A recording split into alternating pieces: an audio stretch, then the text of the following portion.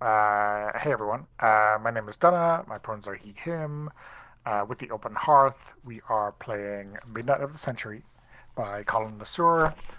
Um, Here we go. Yay. Hey. Um, yeah, that's all I have to do. I'm playing everyone else. Let's get intros from our players and their characters, and then a quick previously on.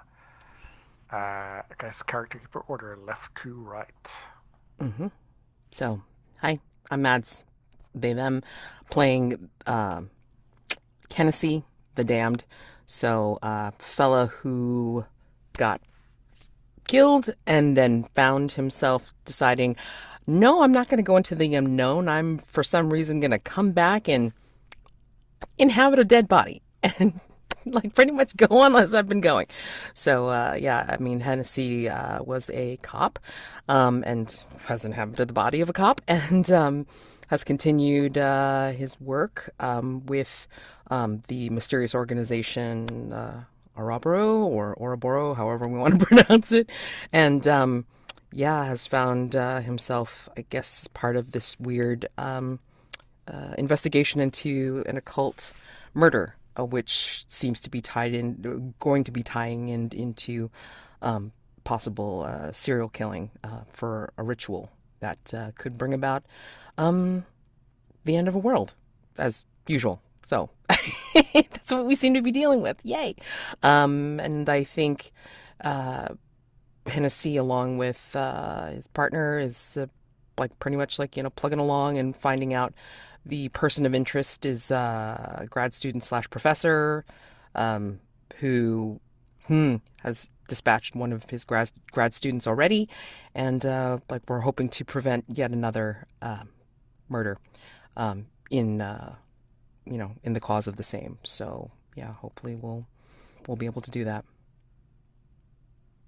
And I'm running, my name is Lowell, pronouns he, him, and I'm running Jackson Crick, he, him, who is our journalist character, worked on various crime stories, crime beat, was tangled up in the uh, hunting down of a serial killer in Seattle, and then kind of like got pushed out because while the killer got arrested, there were various connections to some highly placed people in the police force, and it got bad on that score.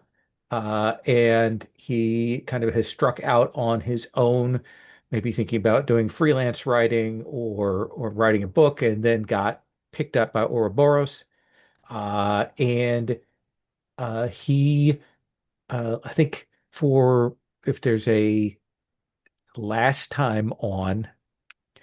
I think what has to be the last time on is him but pushing some photos across the table, uh, causing our witness to violently become sick, and really, really kind of potentially futz up that interview. So I think that's the big thing for me. Yeah, absolutely.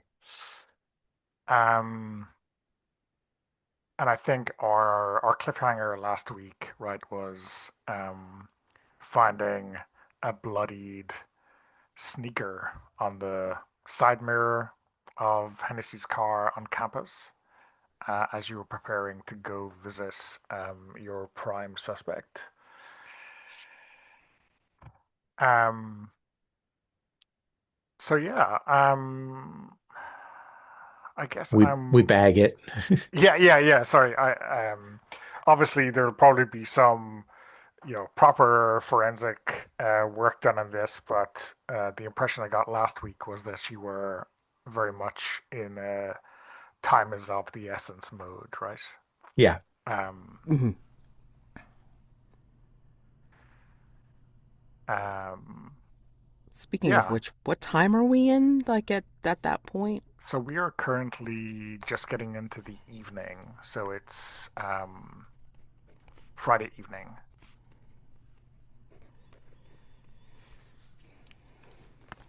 I mean, we think that we've done what we could to try and keep whom we think could be potential victims safe. So the roommate of the initial victim, we hopefully sent her to a safe place, and then this possible potential, Yeah. um, Could, we yeah. hopefully put her on a plane to be much safer across state lines. We hope. Yeah, With yeah, with an like get somebody from Oroboro, so or somebody privately contracted to be with them to make sure they get on the plane, kind of thing. yeah, Yeah. yeah. Um, and or someone local here gets them on a plane, and then maybe someone at the other end. Mhm. Uh, uh, yeah. So Alex, who's the other post grad, um, yeah, is safe, and Megan, the roommate, is safe. Um, so yeah. So Um, I think the thing I'm talking to Hennessy as we go in. If the parents are there, uh, we tell them that one of their son's grad students was killed. Another one of his grad students was threatened. And we've been trying to track him down because we're concerned about his safety. yeah. So are you going there yourselves? Are you seeing if you can bring in some of kind of local law enforcement? What is? Hennessy, that's really your bag. Do you think we ought to like have a cop or a detective with us? I don't. Hmm. I Maybe mean, make him talk to us more. or the clam up.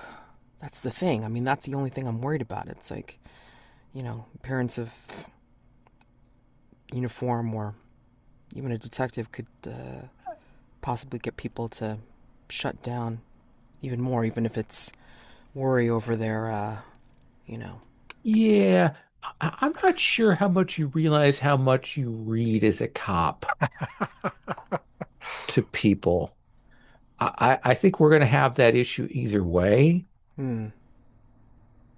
I don't mean that in a bad way. No, no, Um, no. You're. I mean, because I could think at this point, like Hennessy's just like realizing it's like, oh yeah. I mean, like even though like he's not wearing the uniform or whatever like that, he still has the, you know, the the focus, the gait, all that kind of stuff. So that there's still that training that's like that's showing through, and he only now just even realizing it, even just wearing like his the acquaintance's body. So, oh boy. Um, all right. Well, I don't know how much better it is to have somebody local. I mean, if you're hesitant, if you don't want to have somebody with us, I'll take your expertise. But I think it might give us some legitimacy. yeah, yeah, but I mean, I want to look into the parents first because I haven't. I really find it hard to believe that they wouldn't know anything about what their son is doing. You know what I mean? Like, the stuff that he's been researching, the like somebody's footing the bill Oh, for oh, for his education. I For get you 100%, but I think we could go and do that. But if I think I don't know if I'm on the mark or not, but they talked about like the rituals being assuming the kingship, and to be the king, you have to kill your father, is my understanding in classic texts. oh, And so, like, if there need to be three people killed, you think that I basically think that I think there's a non-zero chance that those parents are in danger. We don't okay, need to say that to them, but at least calm my mind and maybe point us in a different direction. okay. I mean, it makes sense. I mean, let's have we been okay? So like above table, have Yep. we been like keeping in touch with like any of the local law enforcement that obviously discovered the uh, first body and then Ye- Yeah, so last week you had kind of, well, again, kind of off screen contact with a detective, Peter Evans, okay, um, and I guess he was helping you out okay, um, on a few things. So right. yeah, he's your contact I with regard to the investigation. Okay. I Um, think in that case, I mean, like, given Jackson's concerns, I think he would probably be the best one to at least like loop in for this and then be able to tell him like, look, we consider Cartier being a person of interest, but we're also worried about his family, and we don't have to exactly say why. We can just basically say it's like we don't know where he is, which is true, and we are also worried about his family because they could be potential, you know, victims or Hmm. targets. So Yeah, yeah, we can put it that way, and then I like think you're right. we bring Evans along in on it if he wants to do it, but definitely loop him in so this way he's aware of what we found. Okay. Um, yeah, so that's what we do next before we go and talk to um, the professor's parents. Again, that's just there's something off about that whole thing. I mean, there's something bothering me about that. So I'm hoping I'm wrong, but it bears looking into. yeah. So you have like a quick word with Evans, and he says, yeah, he'll meet you there, maybe. Hmm. Yeah. Um, and I think though, like he seems relatively clued in. You know, when you like if you say concerned or we just want you there just in case kind of thing, Hmm. he offers to bring along a patrol car, like Sure. put a few uniforms outside, Hmm. Hmm. again, just in case, yeah. Oh yeah, for sure. Um, and Yeah. well, he kind of says, the last thing we need is a couple of rich people dying on us, and this will get us all in trouble, the way things work around here. Yeah. Um, I mean, and that yeah says a lot. Like, right, it could be like on either side of the bureaucracy that he understands. Which, yeah. So, um, and he just says it in, of course, the cop speak. So this way, because Jackson's right there. I mean, like, it doesn't have to be like terribly obvious, but obviously between two of them, they understand completely. And if Detective Evans wants to have like like a patrolling car, that's perfectly fine. Or like plain clothes car, whatever the heck he wants to have available on hand, that's cool too. You know, so uh, but yeah, if you want to hit the parents' yeah, penthouse, estate, whatever the hell they live in, next, that's perfectly fine. yeah. So you meet he arrives there maybe a little bit after you. I don't know if you want to go in first without him. He does ask a question though, like either before we even get there or like when we get there, which is does oh god, what the hell is this Daniel Cartier do the Daniel Cartiers have any pull in this town? I mean, Certainly, since they have money. They have well, I mean, money, but there's the hidden money and then there's the out there money. yeah. You see, they're not local. Oh, okay. They're like from England or something. Yeah, that's what I understand. Classic dual citizenship Canadian. Hmm. Maybe the details are pretty sparse. At least that I've been able to get casually. I Okay. guess. I guess so. Okay. Just want to know like how many toes we'd end up treading you know if we weren't I delicate. say we get to leave town. You get to leave Yeah. country. Yeah. Yeah. uh, don't worry. We'll see what we can do for you. We'll smuggle you into I, into I'm not going to take Seattle. the photos in with me. Yeah. We'll be gentlemen. Okay. All right. Okay. Okay. Um, Where do so they yeah, live? you ring the doorbell. Mm-hmm. Um, a an older woman, maybe in her 60s, answers. Um, she looks concerned, but you don't know if that's because you're obviously two-thirds of you are cops or for some other reason. Um, uh, um, what can I do for you? Miss Daniels Cartier, That's me. Piper, please. Piper. Uh, my name is Jackson Crick, and this is Mr. Hennessy. We're we're associates with the police department, and this is, and I introduce our detective. Uh, could we have a few minutes of your time, you and your husband's time? Um, yeah, and I think you can see her husband kind of loitering just inside the door, and you're brought in to like a lounge area. Very Um, sorry to disturb you on a Friday night. no, this is okay. I think so. This is George. The looks a little bit older, maybe late 60s. Um, uh, I think to be honest, we're kind of disturbed already. Um, we're What, what do you mean? well, to be honest, our son, he lives with us, and his wife says, well, in the bungalow, Hmm. um, but to be honest, he hasn't been himself for a few years, but lately, this past week, he,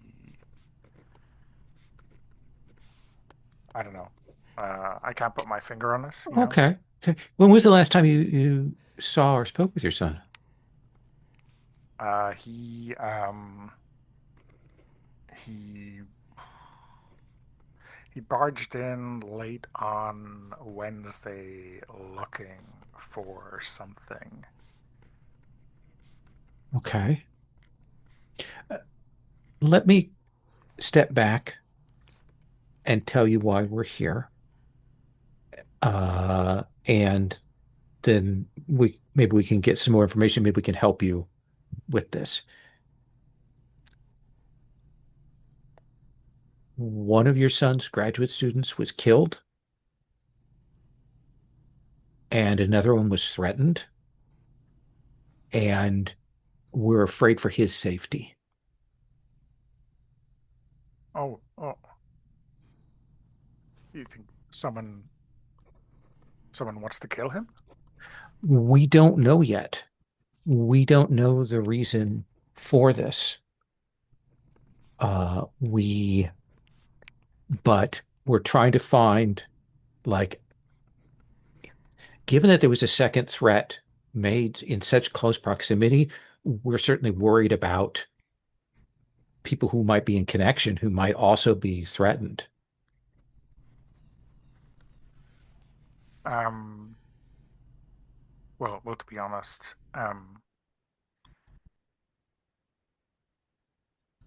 he doesn't really share too much with us. Certainly not recently.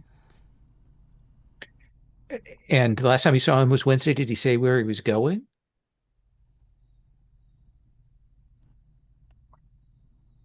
No, no. Would you have any objection if we were to look at the bungalow to see if we could find any information about where he might be headed, who he might be, you know, where he might Oh, be? yeah. Let me. And certainly, if you want to go with us, absolutely,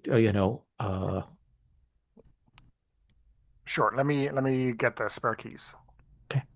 And the father kind of probably goes into the kitchen. You can hear a drawer being opened and stuff being ruffled around in there. Piper said, "Well, excuse me, can I get you a drink? No, no, thank you. That's very, Tea, very generous of you. tea, or coffee?" Actually, a, a cup of tea would be lovely. Okay. Um, and I think there must be a pot brewing because she appears back in like 30 seconds flat, right? They were probably in the middle of getting ready for tea. That's probably Yeah. what happened.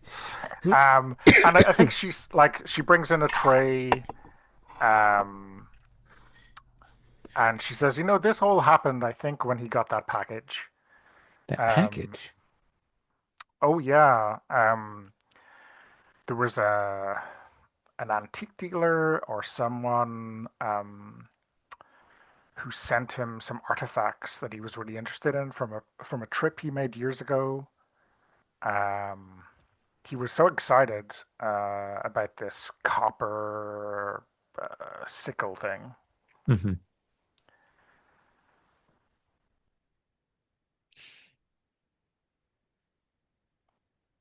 Anyway, like as soon as that arrived, I would not quite the moment he touched it. Like I don't want to be melodramatic, but I always said that's kind of when it started. And I've talked for a while, so I think my thing now is tea and comfort and like nodding along kindly so that if Hennessy wants to talk to the dad or ask questions, I'm being the reassuring face now. Mhm. Oh, okay. Okay. Mhm. Um, I think.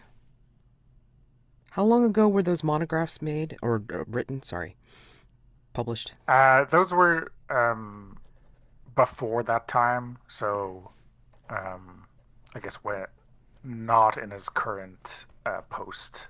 So yeah, from and the way she talks about it is that those came here, Hmm. so relatively recently. Um, I mean, whomever's there, like, willing to answer questions, like if the father's, like, settling in an armchair, or if she's happening to just kind of be by the tea set and, like, just, settling down with us. yeah, I mean, How, he comes in and says, "Sorry, I had to."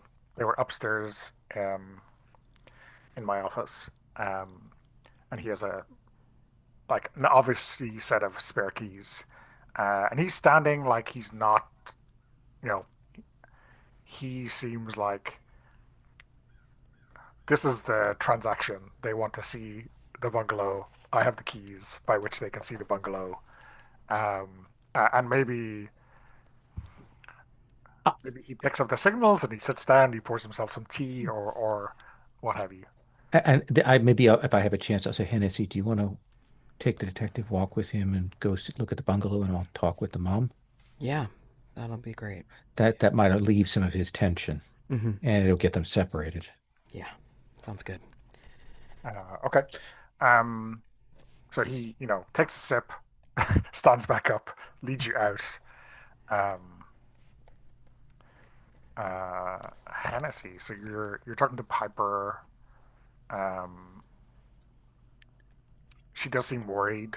Uh, Uh, Actually, it's Jackson that's going to be staying yeah, with oh, Piper. sorry. yeah, yeah. Um, I'm like, you said you were his manner changed. Uh, did it seem, in what way did it seem like maybe he was being threatened, that he had some pressure, that there was something going on that score? Can you? um, well, he was more focused, in kind of in a way I was quite encouraged with early on Mhm. because I thought, he's really gonna do it properly this time. He had some issues, clash of personalities in his previous jobs. Um, and I thought, he was getting his act together. Hmm. Um, but then, in fact, it seemed like it was the opposite. He wasn't inviting over faculty members anymore. He wasn't. Um, he used to be quite neat, and that kind of really fell off. Um, it's hard to put my finger on it, but it was like he didn't really care about mm, departmental politics Hmm. or doing shepherding his students through their studies. He was just focused on something else. I kind of have to ask this. I don't want to, but do you think, I mean, do you think he got mixed up with some people? Do you think and I know this isn't the case, but I'm doing the whole, do you think maybe he was is involved with drugs or something like that? Or, I mean, I'm trying to see if there might be anything that would point to who might be, like a threat to him. Um, well, back in England, he was involved with this kind of punk. Well, it wasn't really punk, but it was something else. It was a bit more nihilistic Hmm. scene, and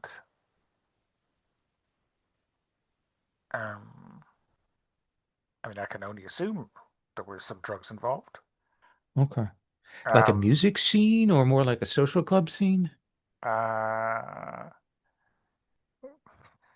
I mean, one and the same thing, really. Okay. I Yeah, okay. Yeah. Do you think he was involved with any version of that scene here in Vancouver? You went to a few. She's about to say concerts, right? She gigs. Gigs, events. um, yeah, yeah. Um, Seattle or here, Okay. but I didn't get the impression it had what he was looking for. You know. Okay. I'll then stop and I'll take out my little notebook and I'm going to occupy my. Can you describe what he was wearing the last time you saw him? What kind of car? Like I now go into the real draw it out, calming, reassuring, acting like, boy, I'm really worried about her son, Yeah. trying to get him back, trying to find him kind of thing. And I'll do that. Okay. So Mads, you're um, go to this small detached bungalow, probably on the other side of the pool, um, which obviously is covered, right, in the in at the end of December. Hmm. Um, it's you know perfectly upper middle class, let's say, um, you know, unimaginative uh, little bungalow, right? Um, and yeah, George like unlocks the bungalow, and I think Evans probably says, "Maybe you'd want to wait here, sir." Um, um,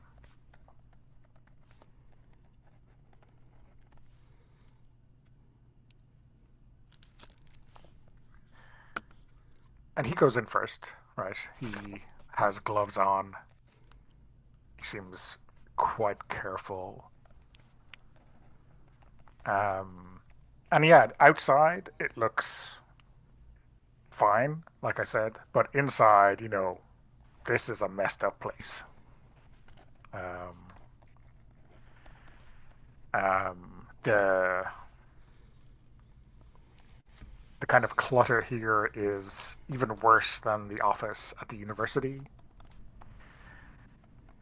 Um, the the walls, which are probably some, perfectly nice wallpaper, are covered in scribbles,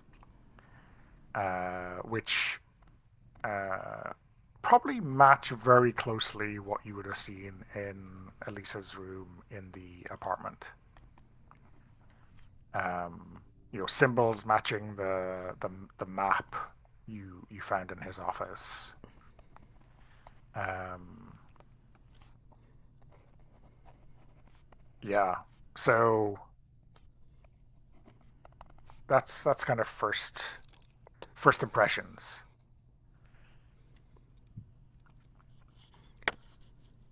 Is the maw even bigger here?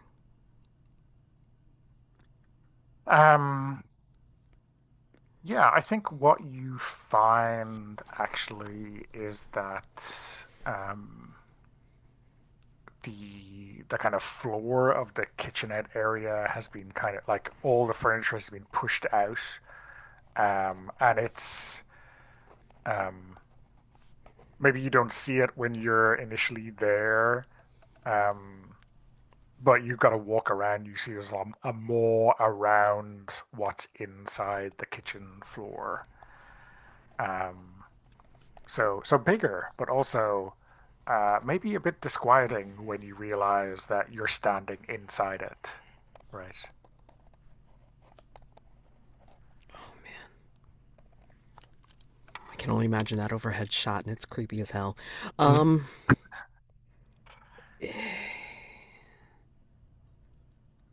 we need to see if he has an office or a desk here. He had something hidden in his office desk at the university. Yeah. So, Um, so yeah, there's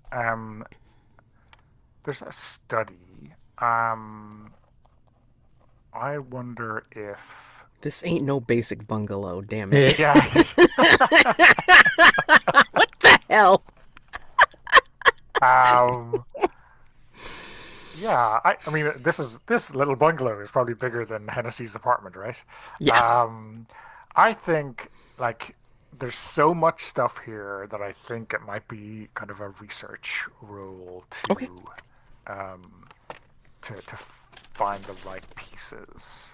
Okay, so let's see. Research is mind. Okay. Just want to know what thing I need. I'm getting to which dice. Give me a second.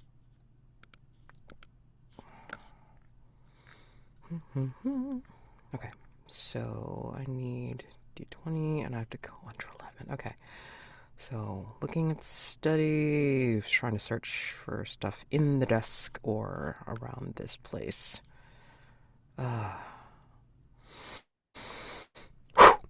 Ooh, wait, hold on. Okay. All right, 5. Okay. Ooh. Um. So yeah. Um. I think in this study, right, you again, it's like everything that used to be on the desk, even like the PC, has just been shunted off and is just not being placed, just being pushed off and is just all over the place. But on the desk, there's like a what I would call an ordnance survey map, right? So a detailed map of the city, and there's writing all over it, and there's a mall around Stanley Park,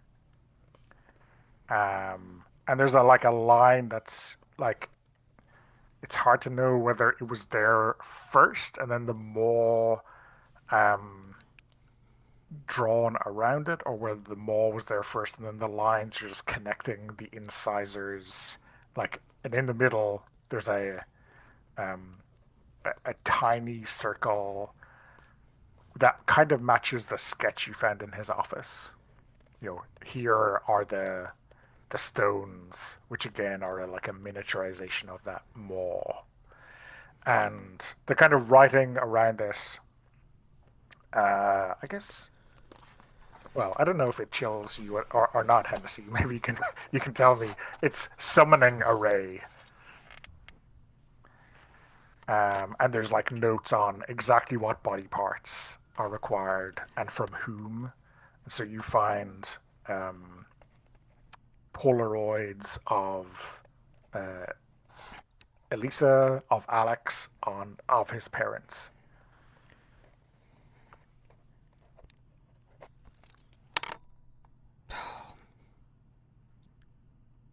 I mean, and then like as Hennessy's like circling this, and I imagine like Evans is like right by him, and then just like moving things aside to kind of look at it. It's like he's got this literally mapped out. We need to find we need to find this place in Stanley Park and tear it down. But we also need to make sure that we keep his parents safe. Well, I guess these two patrol officers will be here when we call another patrol to Stanley Park. Let's see if we can give them directions to this clearing.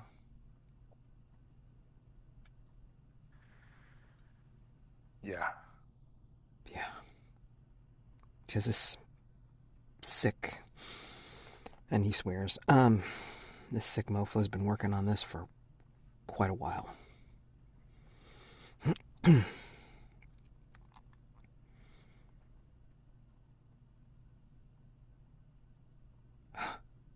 And do we find anything else? Like, do we find any, I don't know, any souvenirs from his previous travels? Like, any journals or any kind of parchment maps or. It's hard to say what I'm exactly trying to say.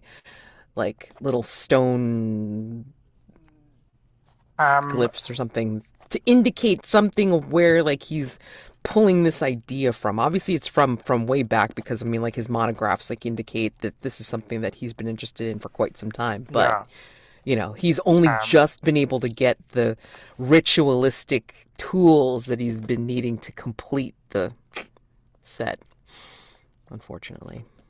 yeah, I mean, I think you might need a much longer time here Yeah, to unearth that. sure. Um, in terms of figuring out exactly where this idea came from, right? Right. But I Um, mean, like, also, too, I mean, like, if there's any indication of, like, where else or whom else could possibly, well, if he's concerned about being invested in this and becoming royal or king of this, he may not work with anybody else for fear of, well,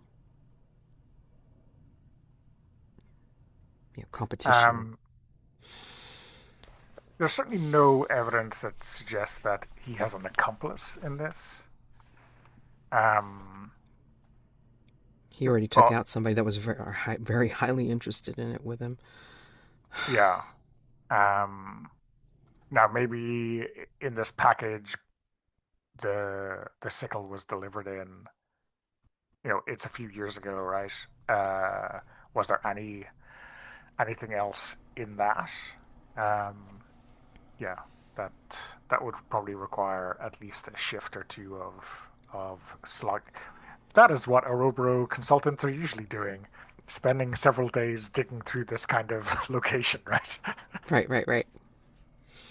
um, that presumably will be left to Susan after the fact, right? Right, right, right. I mean, but also too, I mean, like, trying to see if there's any kind of like lands or historical significance. I think we did try to research that um, in the previous sessions about trying to figure out like what's the tie specifically to Stanley Park. But obviously there is one because that's why the mall is around it or in it. So, uh, um, yeah, I mean, I probably maybe there's something else, right? Um, maybe there's some direct connection, but from certainly what Alex was talking about for Stanley Park, it was like the primeval nature of that place. It was kind Right. of without Closest. civilization, right? Sure.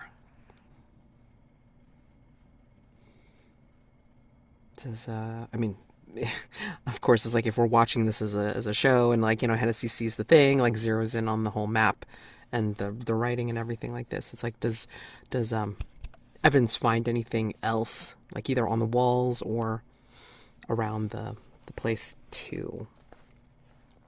And do you need me to do a roll for that? What could let me just see what I haven't given you that I can cull is the wrong word. Draw from the Right. um Does it look like he has not been here for a while? Like since his mom and dad have said he's been here. Like not um since for a few days. it doesn't I mean it seems like he has been here. Like it doesn't seem abandoned. It Right. doesn't seem like someone hasn't been like the air wasn't stale or whatever when you got in here. So it could have been that he slept here last night, right? Um, uh, He's got to be maybe around Evans makes because that kind of observation, right? yeah. From goes into the bedroom. Hmm. It's messy, but it's not abandoned either. Right. Um,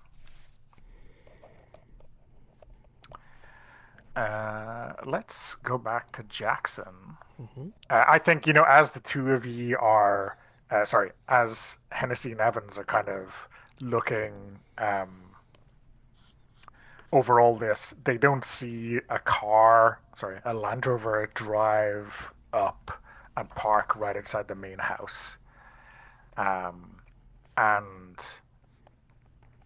Jackson and Piper are there talking when the door opens and in walks a um, I don't know, frenzied is the wrong word, but kind of, breathless uh, Charles.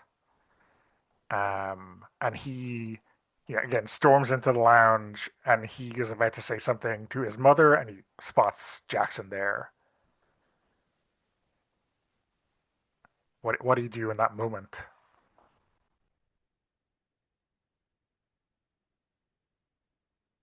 You're muted, Lowell. I just keep sipping tea as if I don't know who he is because his mother is right there. And I don't want to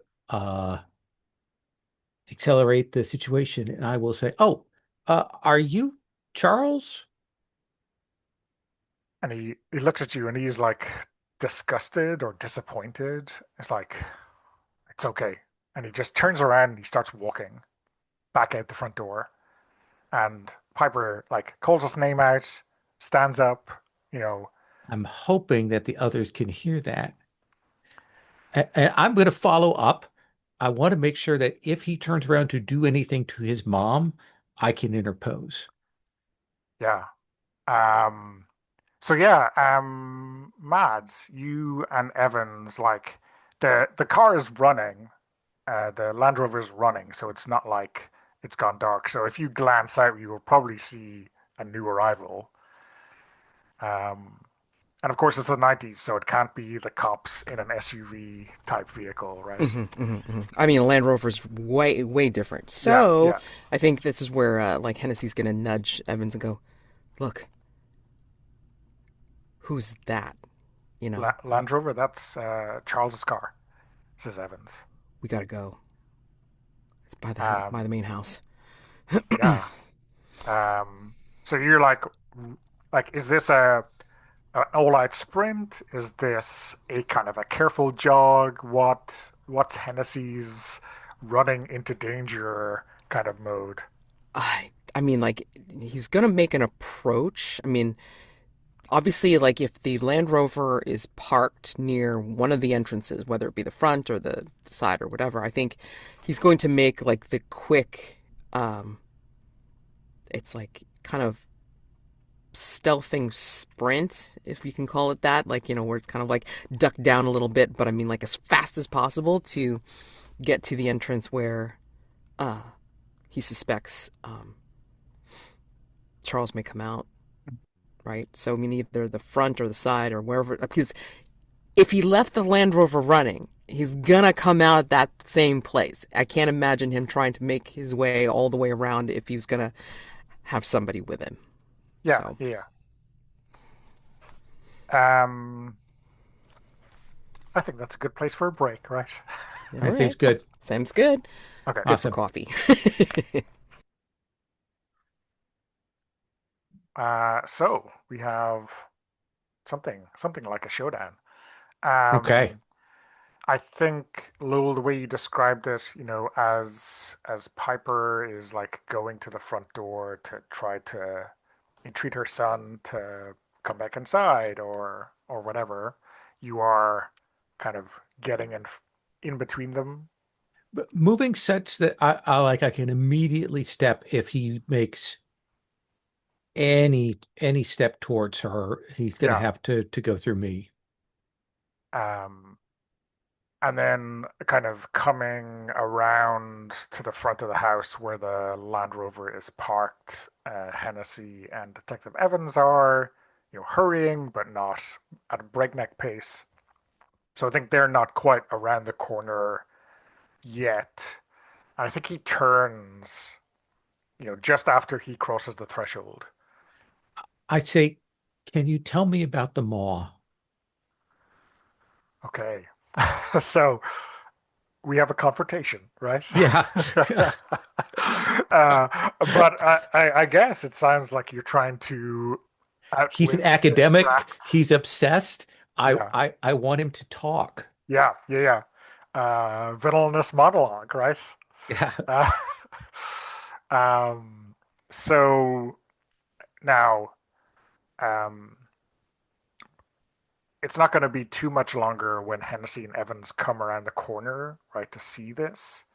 And so there are rules for when the confrontation, when two investigators are confronting together, and they are kind of taking the same approach. And in that case, you would roll advantage. Um, I'm not trying to confront him. I I want him. Ideally, I wanted this scene to I want to slow the scene for a minute. mhm, yeah. Okay. Well, let's leave this initially, and uh, when the arrival of Evans and Hennessy's kind of brings it up a notch, then we can revisit it. Okay. Does that sound? Okay. Okay. So do you think you're trying to so then like appeal or persuade to him, just get him to um explain, justify, Yeah. you know. Uh, I've looked at your stuff. I'm a reporter. I, but I don't think I'm seeing it. I don't think I'm understanding. Yeah. So why don't we roll will for this, in Okay. terms of, being a bit more social, persuasive, and so on. That is 50-50 on me. A little bit 55, 45. Yeah. Let me roll. Ooh, no. Um, and I think, his lip curls. It's like, you Are wouldn't we in understand. dusk? Are we in dusk now? We are not. We are still in midday, so it costs two Okay. stress. Um, uh, yeah, his lip curls, you wouldn't understand. And I think you like have a moment where he steps forward and like he reaches out and he grabs um, his mother's blouse and he pulls her towards him. And his hand comes out from behind his back with that copper sickle. Mads, Hennessy and Evans come around the corner. There's a I don't think there's much of a moment where you go, "Oh, is he in the Land Rover?" Because like you can see the three of these people standing just at the doorway, and you can definitely see a weapon. What are you gonna do? Damn. Like he has his mother at this point, and then he's got the sickle in his other hand. Yeah, Shit. and um, you know, Evans, I think, is drawing his sidearm. Yeah. So if you want to do something slightly different or preempt that, you're going to have to make a decision quickly. Right. Hold on, let me see. Sorry, I gotta look at the moves because I'm like, uh. Um, if you were to take like a joint approach, like both with body or both with mind or both with will, you'd be rolling with advantage. If not, you take your chances. Yeah.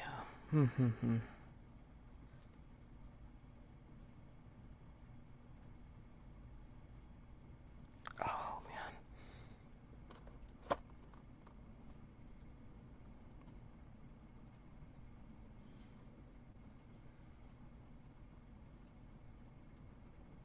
All right, you know what? I'm gonna express, like, while Evans is like pulling up his sidearm.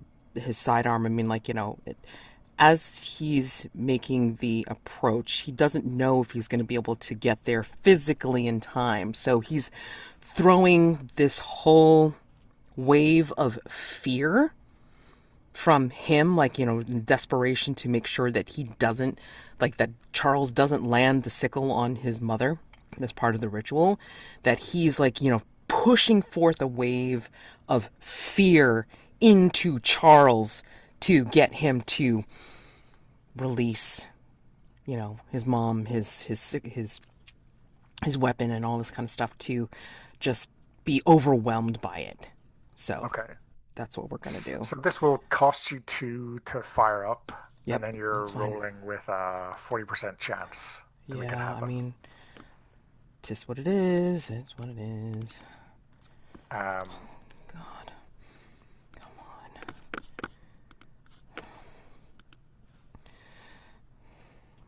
Pushing the wave, pushing the wave, pushing the wave. Whew, damn it. Okay. Nope. Didn't make it. 14. so, what? I'm just gonna read what happens here. Failure means the emotion reflects back on you, and you lose twice the amount of will to stress. Oof. So that'll.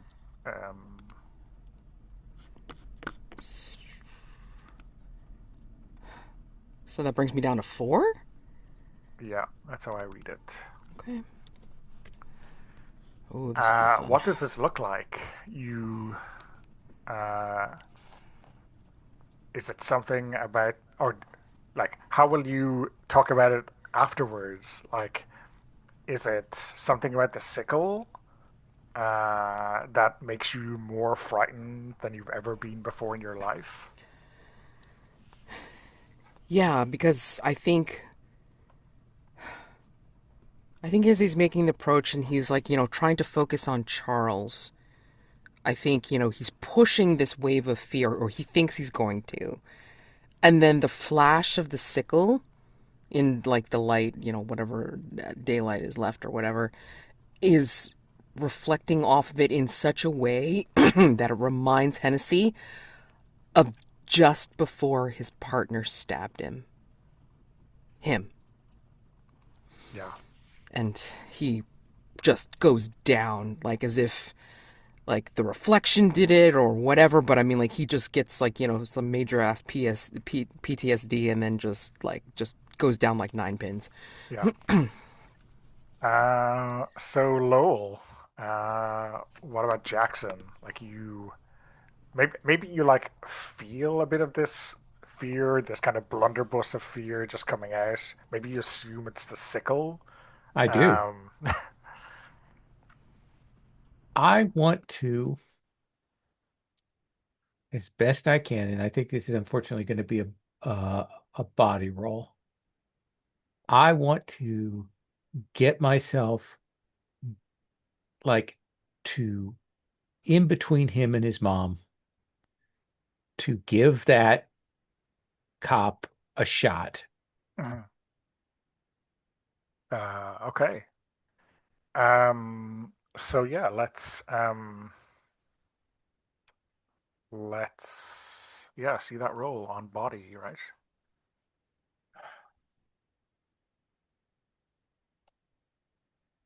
Oh no, missed No. by three. Okay. Um, so yeah, I think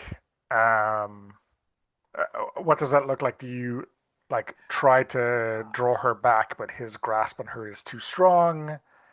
Um, Uh, I missed by three. So that's not that big a margin that could have been. Uh, m- I don't want to do partial things.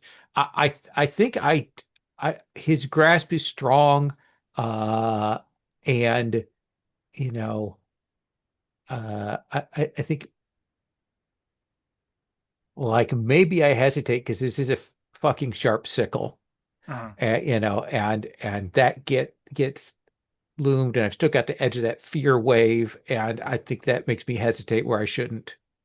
Yeah, and I wonder if like so you've already dropped your body by a couple. I wonder if, maybe when you put out the hand on her, the sickle cuts you across the back of the hand. That is perfectly fair. And it feels maybe so sharp that you don't even really, Oh it yeah, doesn't this. register at the start, right? Oh yeah, It's that kind of razor, like paper cut kind of sharp. Um, but And then I kitchen knife think, cuts like that. Evans just opens up. Um, he just unloads into Charles's back. And let me roll a die.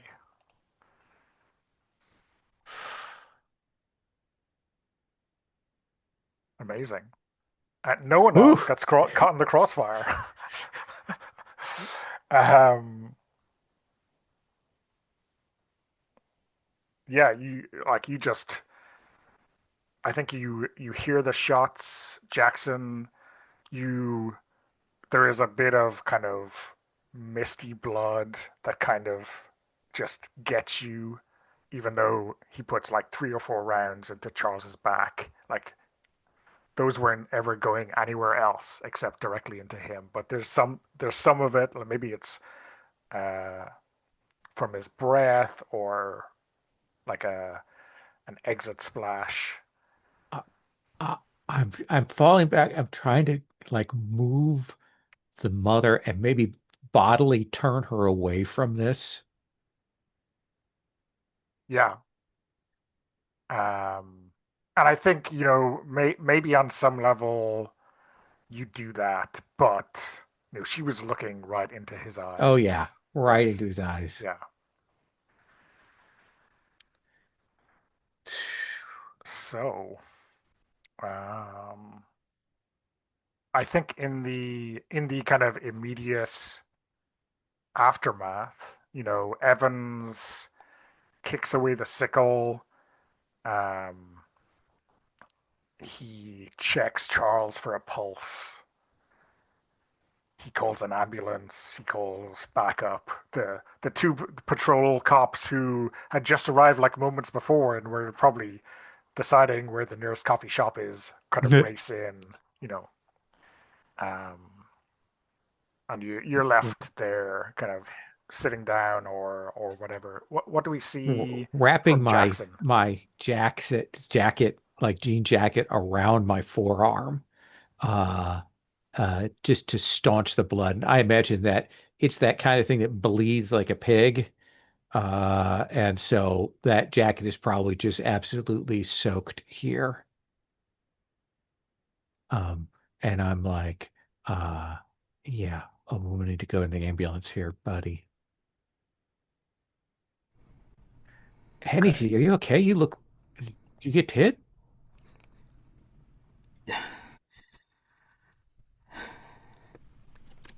I mean, he can't say anything. I mean, like first off, how does he explain something weird like what he was trying to do, and then like how the sickle flash affected him? He just can't, and he's just like his mouth is somewhat agape, but nothing comes out, and he just looks like, well, he looks like his face is drained of all color, as You look if. like death warmed over.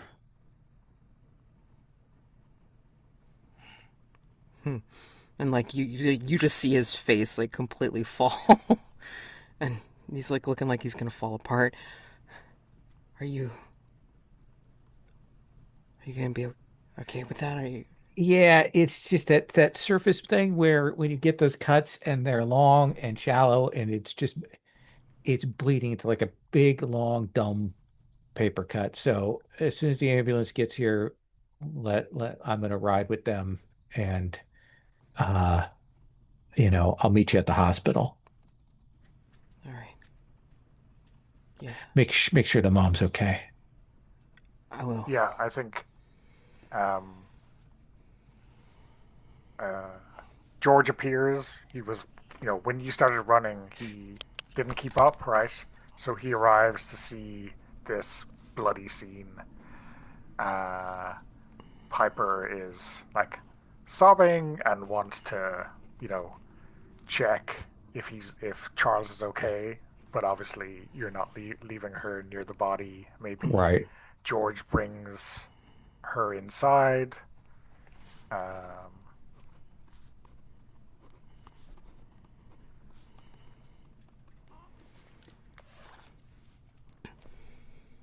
and Evans, is going,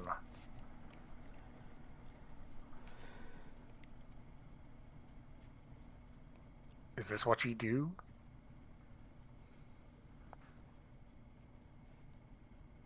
Yeah. Yeah.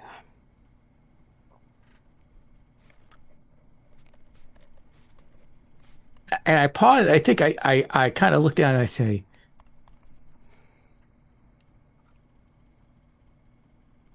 this is gonna sound really fucking stupid when I say it, but make sure that sickle gets wrapped up. Oh, that was the first plan. Yeah, like nobody touched that fucking thing. No.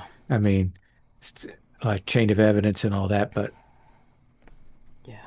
I mean, when it hit me, it didn't feel right. no, it's not right.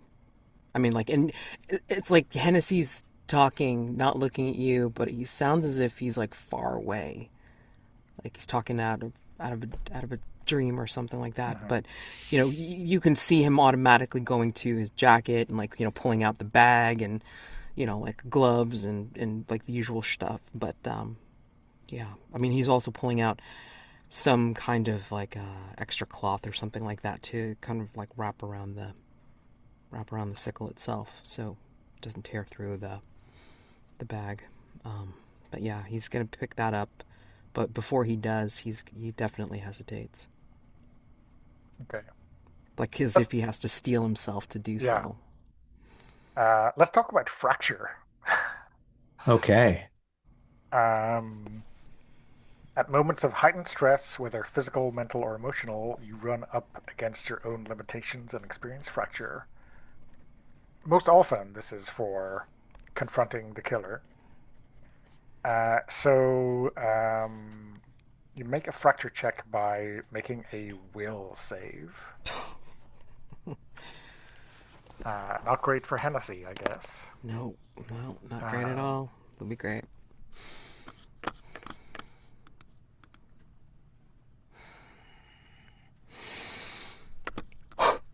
No, I didn't know it was going to be bad. Okay.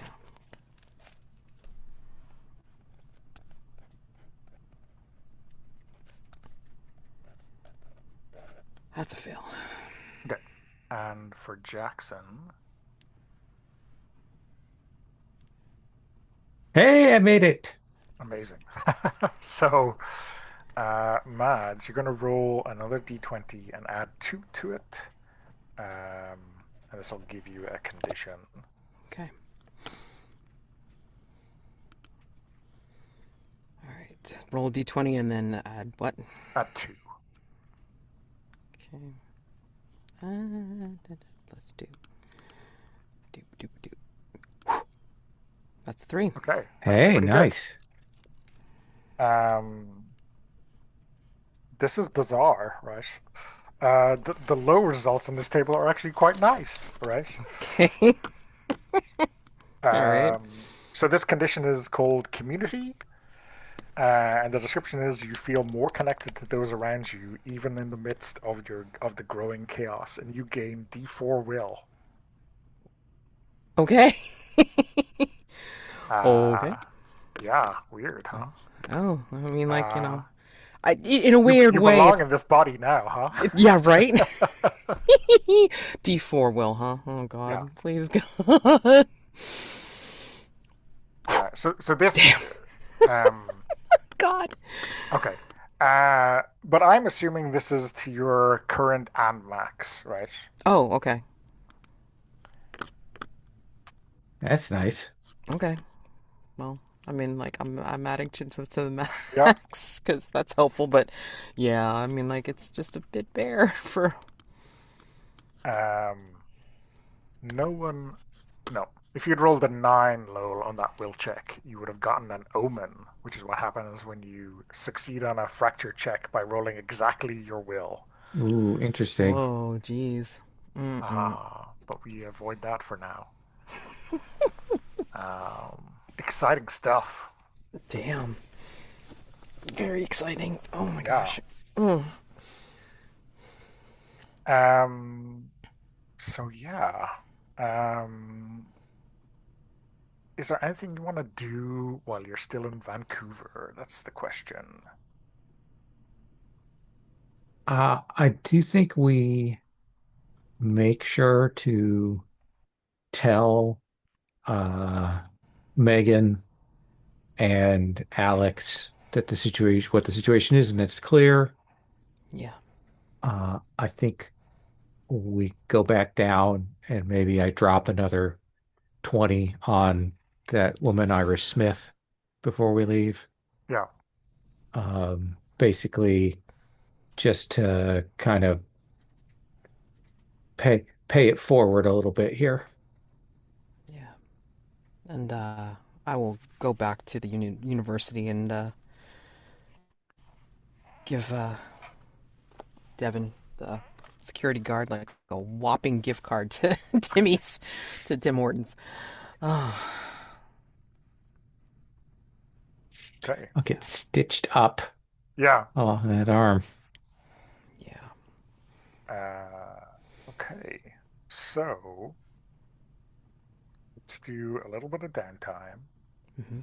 There are some like mechanical things. So, like when you successfully complete a file, Oroboro give you a new tool.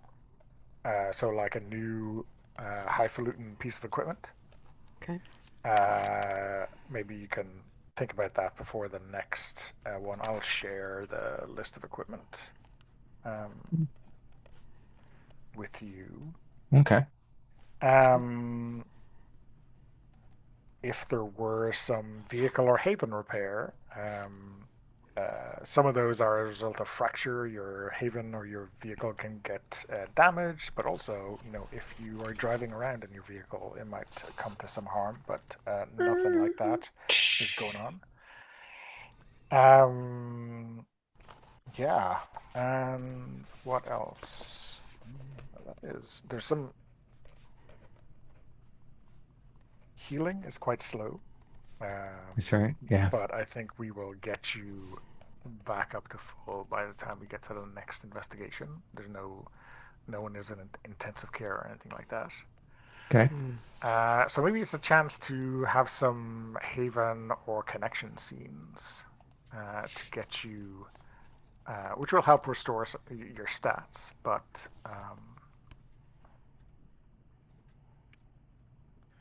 do you have anything in mind? Any scene you want to call with I your I connection? I I think there's a scene of me uh with my aunt, who has a very nice house.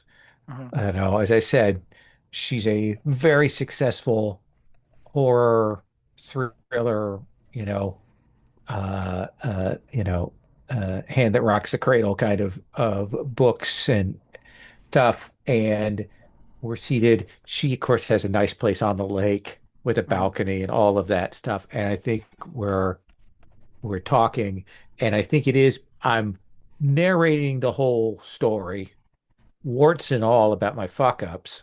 Hmm. But I think I do get to that bit where I kind of stop and I'm narrating those final moments, and I get to the sickle and describing it, and I'm like, it was I say I've always considered this more of your bailiwick, Aunt Jane, but there was something wrong with that sickle. Like it was bad. Like, I mean, he was clearly fucked up and broken before he got that. That was just an excuse for, it just was a trigger for this. But I say that, but like there was something else.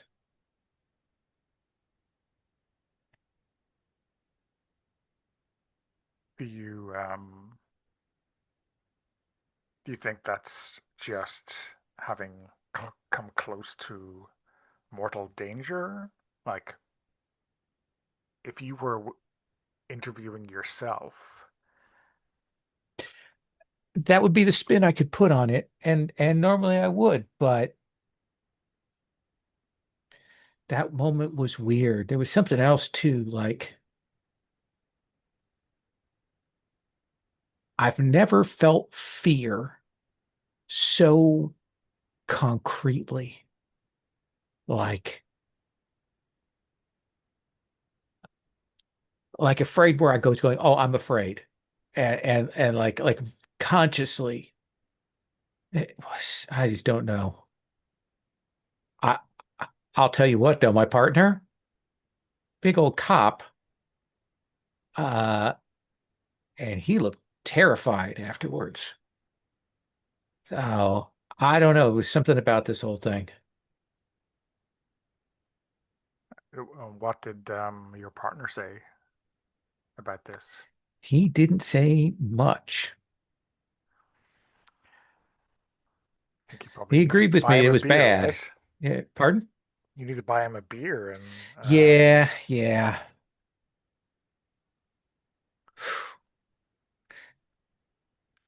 Well, uh, I say thank you for giving Ouroboros my name, Jane. This looks like it's going to be interesting.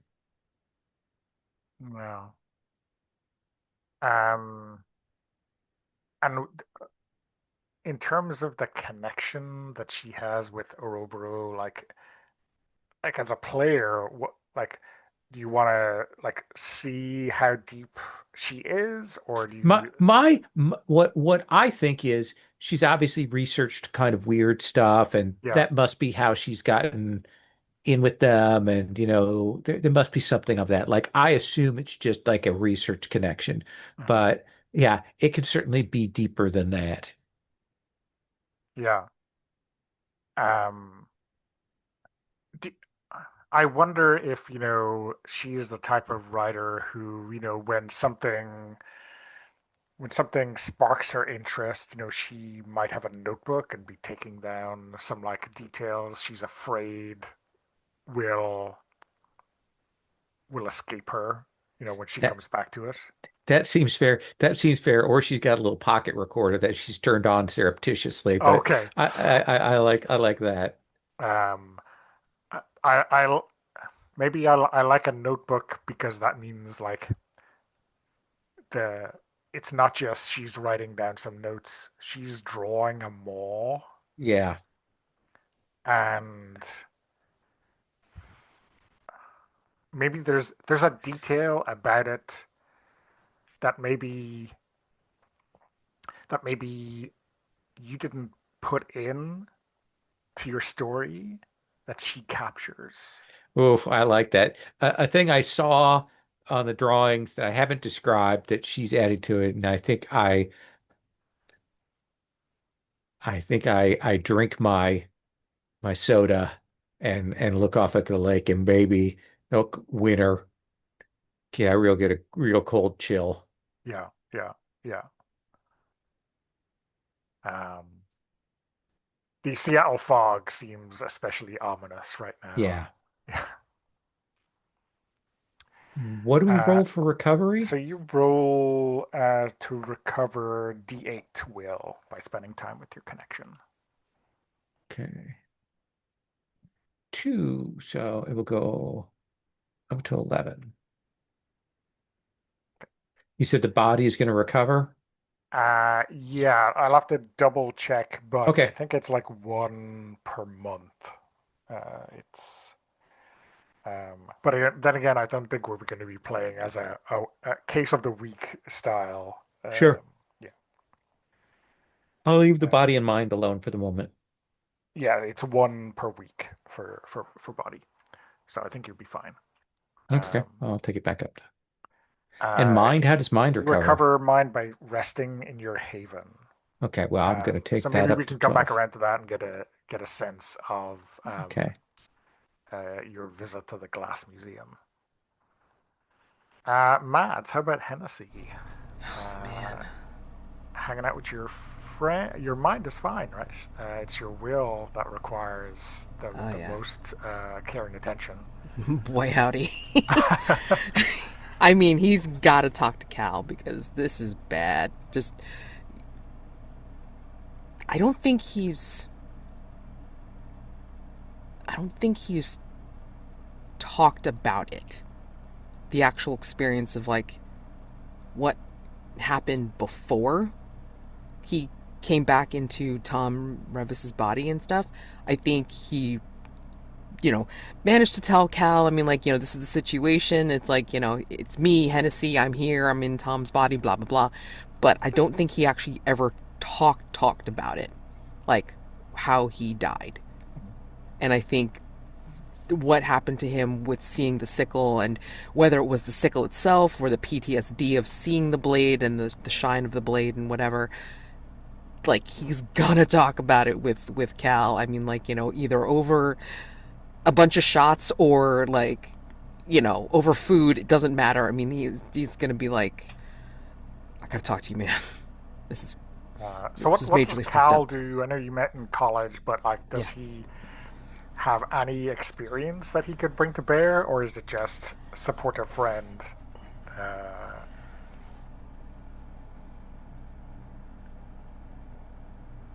I feel like he has some sort of connection to crime.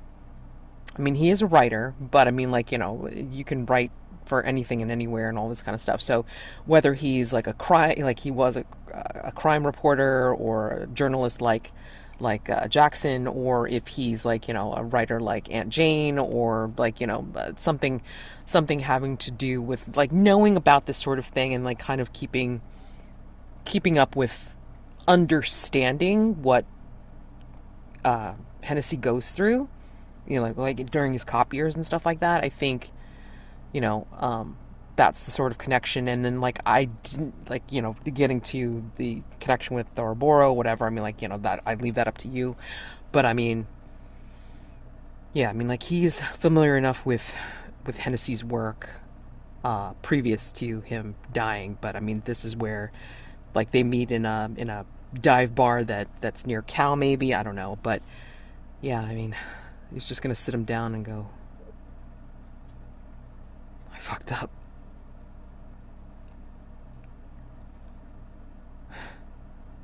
My partner almost got killed because I fucked up. I mean, almost. It doesn't quite win the race, right? Thank goodness. I didn't. I never told you how I died. Did I? Nope. Is that somewhere you're ready to go? I kind of have to, because it has a lot to do with why I fucked up. Um, I was sneaking up on the perp and was trying to get a drop on him the way I would, right? And he had like that ritual weapon thing in his hand, the sickle. And the way it flashed in the light just before he was going to bring it down on his mom.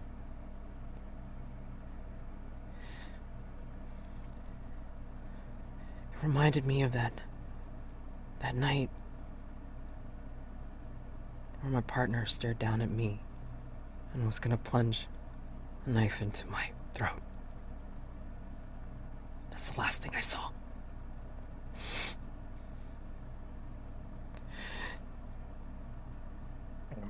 It's No, I couldn't move.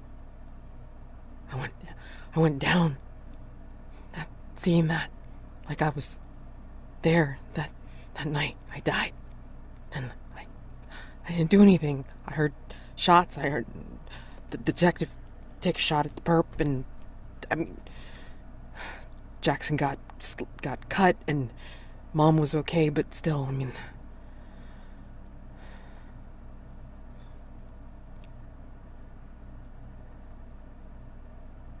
I saw it, and I couldn't do anything.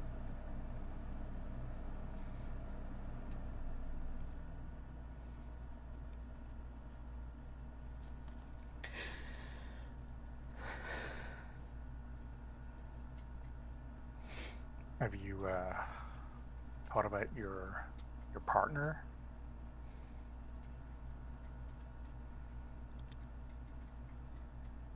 Like, what are they up to?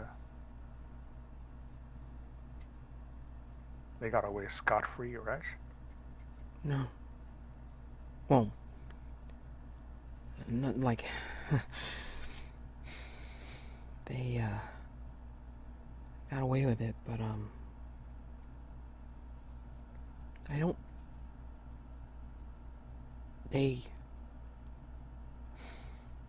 The report said that they were killed in the line of duty, but if you read in between the lines, it sounded like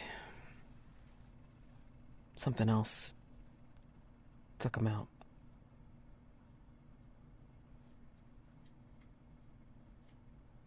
Not a simple gunfight. No. It wasn't them, Cal. That look in Moreno's eyes was not them. It was something else.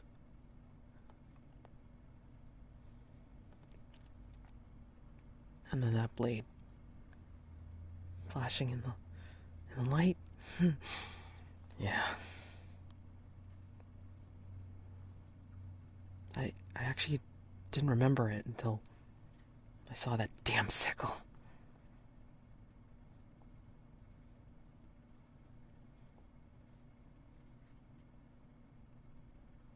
It's like, yeah, you kind of like remember a memory and like, you know this thing happened and that thing happened, but you don't remember the details until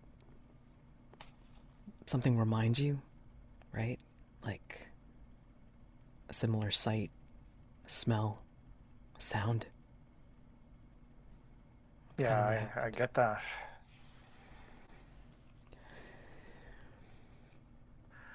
Listen, let's get shit-faced, and we can go piss on Morano's grave, right?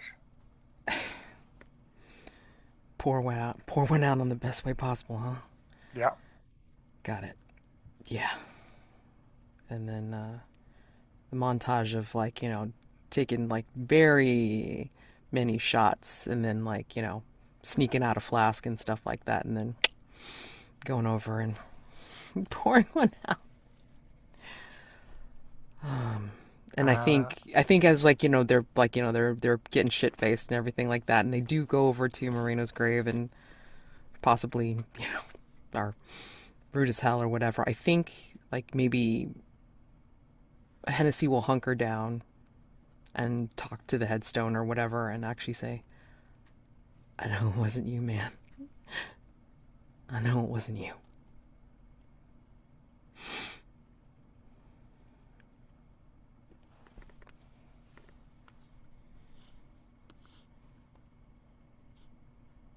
so yeah, restore D8 to your will.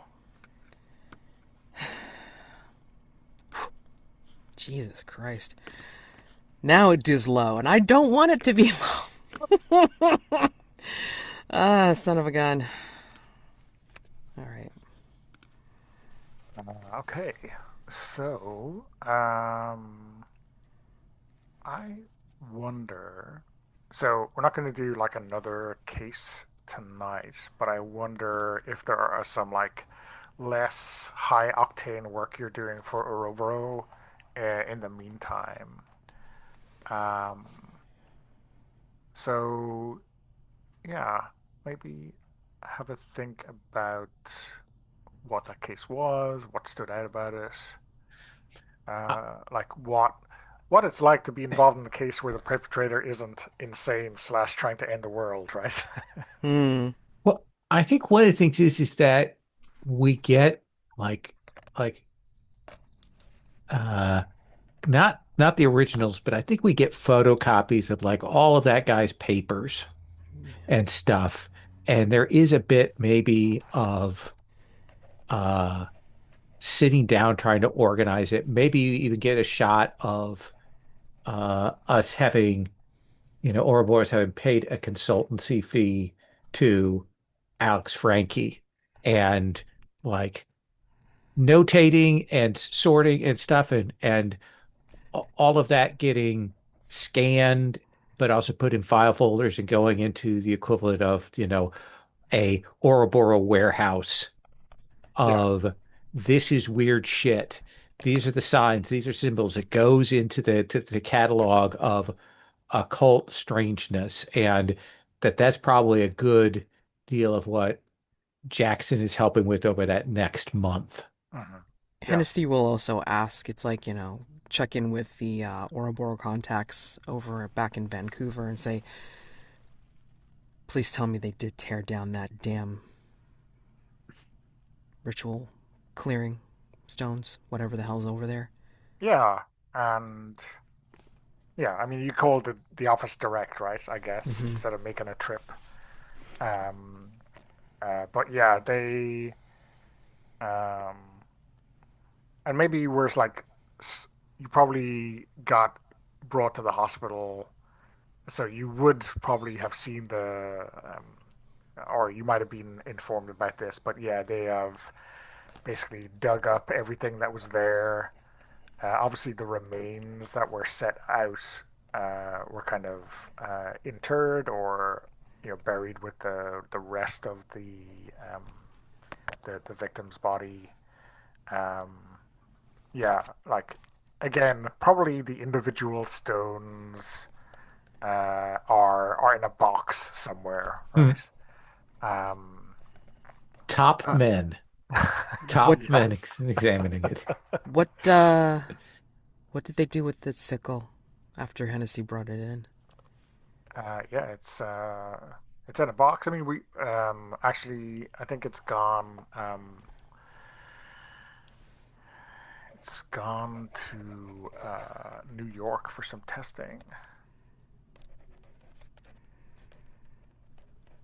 I think I think one of the things that he'll say, and this is just an instinct thing or intuition thing. He'll tell whomever the contact is or the researcher. He'll say, just don't put the sickle with the ritual stones. Don't ask me how I know. Just don't.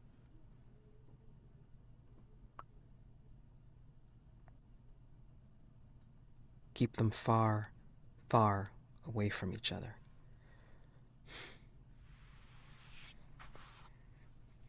And yeah, I mean, I think Susan goes quiet for a moment and says, we've all seen very disturbing, weird stuff on our cases.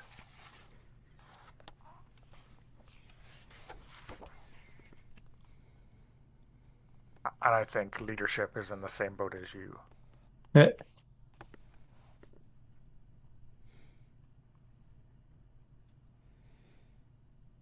Hmm.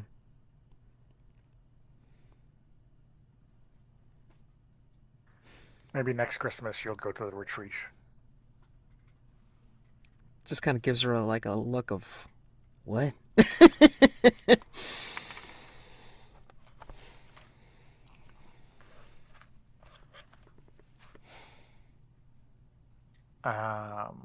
Yeah. So I wonder if we should get a scene of you don't really need it, but I think we should get a scene of you in your havens just to get a sense of what it is you do get out of it. Hmm. Um, yeah, yeah, the retreat on the compound for the the holidays. Oh my holidays. god. Corporate fucking team building, you know. Oh god, yeah.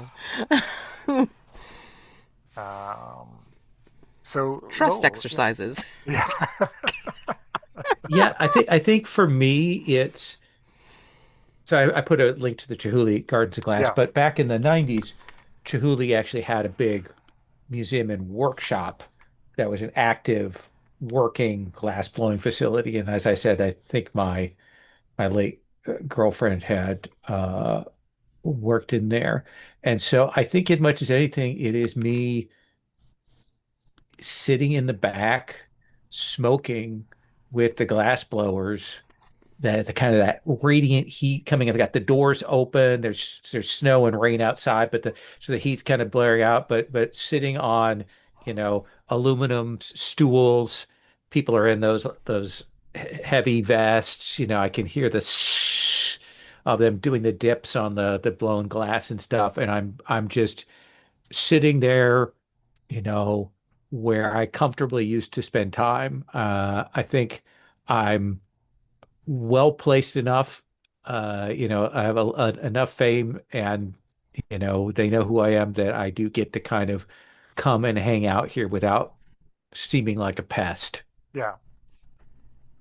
Um, do you think um, there's someone there who obviously remembers Jackson's girlfriend fondly, and maybe is working on a small project like a small memento in her memory?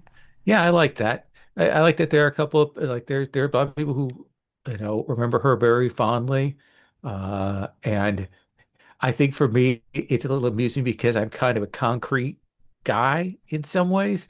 That the memorial stuff is so abstract, like it's taking a kind of thing that she would do, and then it's redo, and like and I'm trying to be complimentary, but at the same time, I'm like, this is it's all pretty. Like I Yeah, what I yeah. know is it's pretty. It's so big. It's pretty. Okay. Love it. Yeah, and I think like you are maybe in this guy's eyes, you're so obviously like unable to make anything of this, and it's like, what on earth did she see in you, man?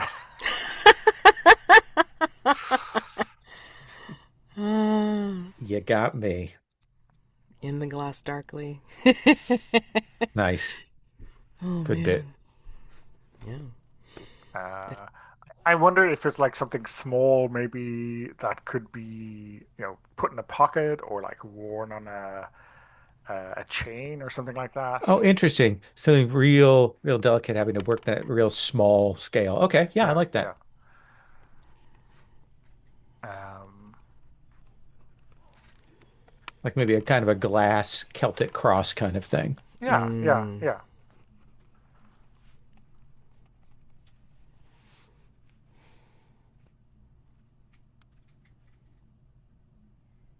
Okay.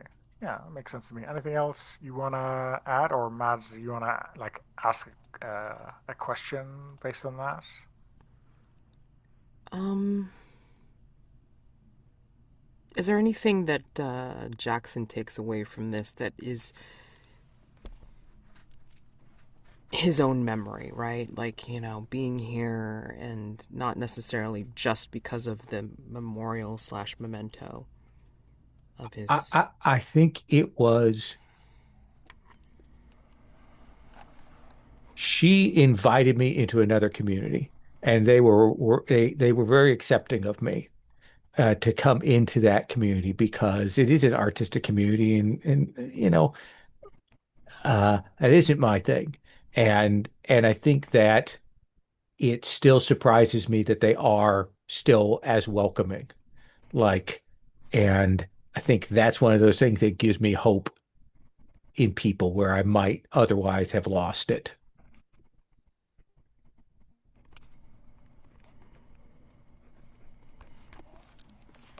Cool. That's awesome. Okay. Matt, how about Hennessy and the Diner? Yeah, Dory's Diner is like really. It's scruffy because it's been in business for quite some time. Like, like we're talking decades. And maybe, I mean, obviously the original Dory isn't still there. I mean, maybe it's like, relatives, not necessarily kids, but I mean, like, could be extended family, whatever. But people are keeping Dory's memory alive by being very accommodating for people that are alone, people that are there's families, maybe couples, because it's like a generational thing where they see like families coming in to like have maybe like a weekly regular meal or something like that because they know it feels like home. Like, there's like everybody's got a favorite dish, and then like couples can come there because it's an easy, more homemade kind of feeling of food rather than just going to a fast food joint and calling that a date. And like for people that are alone, like maybe there's like, like little smaller tables that they can go to and feel like they're still welcome even though they're just by themselves and not feel like they're lonely. Or it's like if they want to, then they can get together and gather at like, bigger tables together as single people and just like kind of hang out and talk or just have food together, right? And so it's a very welcoming atmosphere, and Hennessy likes to sit in the back in a corner and like, take a little notebook or something like that and just observe. As long as like, his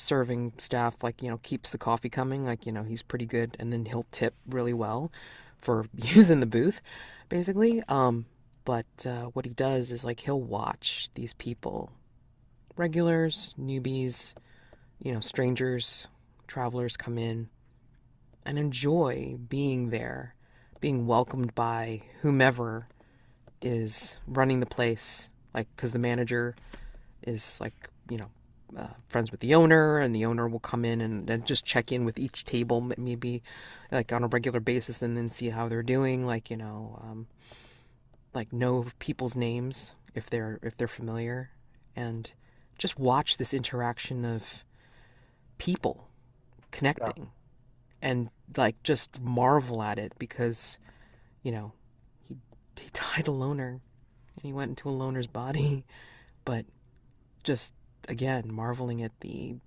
continuance of connection, relationships, and maybe there's a little bit of regret there, but it's okay because Yeah. you know You think like maybe there's a couple in a booth who are, you know, chatting away for what seems like hours, uh, sharing a slice of pie. yeah, Like, what does that do to Hennessy?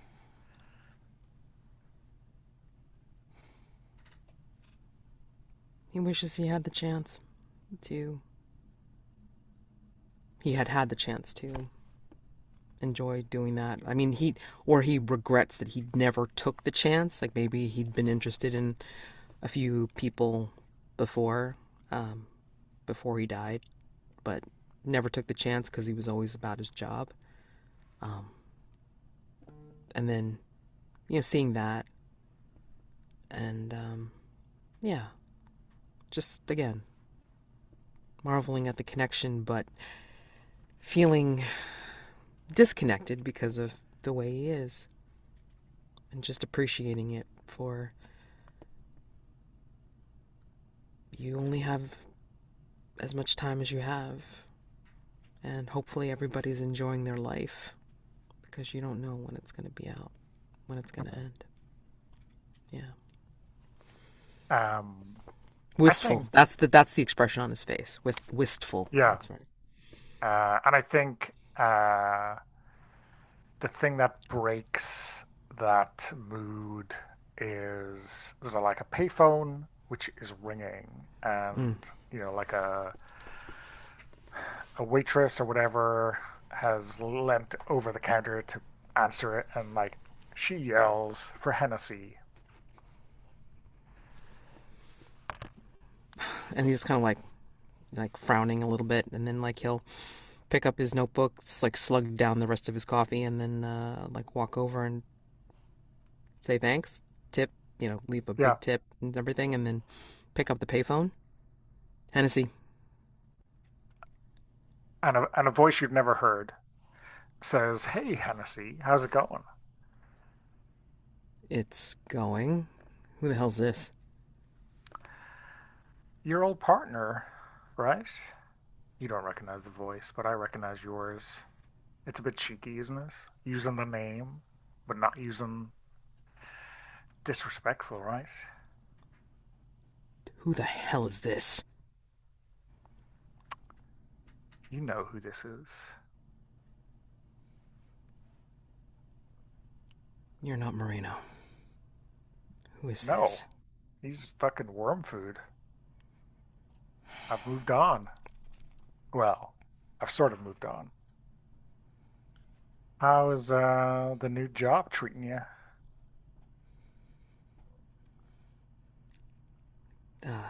Hennessy just gets this like tight, like sneer smile on his face and like, it's fine. Who is This this? next one is gonna spin you out. It's gonna be great.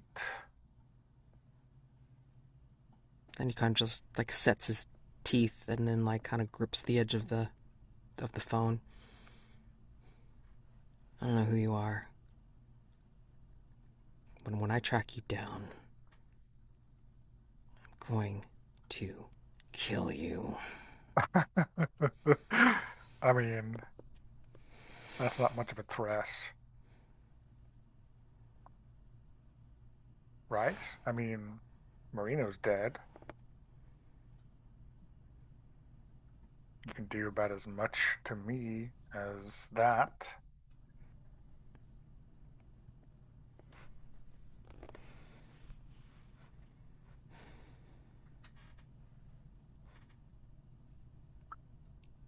Anyway, all I mean, looking forward to seeing where this goes.